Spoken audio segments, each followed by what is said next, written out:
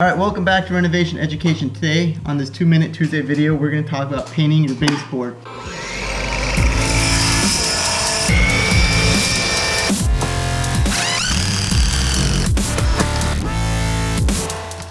First, I'm going to go ahead and scrape off everything that I can scrape off, and then I'm going to go back and sand it with 120 grit sanding sponge.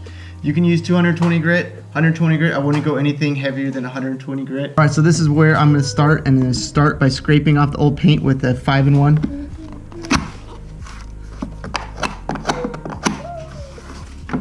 And after scraping the paint, I'm going to go ahead and give it a light sand, because a good rule of thumb with painting trim or anything, if you can feel it, you're going to see it. So I could feel this rough edge, so I'm going to go ahead and give it a quick sand.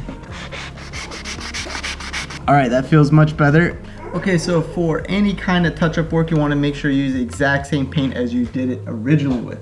Now, if you're just painting your baseboard the first time, I recommend a very high quality paint, because if you think about it, the baseboard is what you kick, the vacuum cleaner hits it, it's going to take some abuse, so I recommend a nice strong paint, and I usually use a semi-gloss, at least a semi-gloss. You want something with a bit of sheen so you can clean it if you have to. Alright, so I like to use a smaller brush for doing baseboard, and I like to load it up pretty good on one side. This side has all the paint, this side I like to wipe off. So then when you go ahead and do your lines, it's easy. And at first I like to go ahead and get the paint on there. And then once you have the paint on there, it's nice to go ahead and do what's called tipping it off.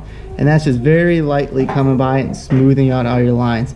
And since this is a high quality semi-gloss paint, a lot of these strokes you're seeing right in here will die down and disappear as the paint dries. And getting a lot of this, you can use blue tape if you want. I don't like blue tape. It's a false sense of security, and it will leave back a lot of what is down there. If you put too much on it, the paint will bleed under the tape.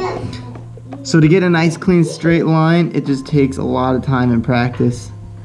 Go ahead and go slow and take your time, because baseboard is what really finishes off a good paint job. So this was just a quick little video on how to paint baseboard, or how to touch up your existing baseboard. So I hope you liked the video. I hope this is useful for everyone. If you liked the video, go ahead and like it, dislike it if you didn't. Comment down below if you have any questions or have any suggestions for other videos.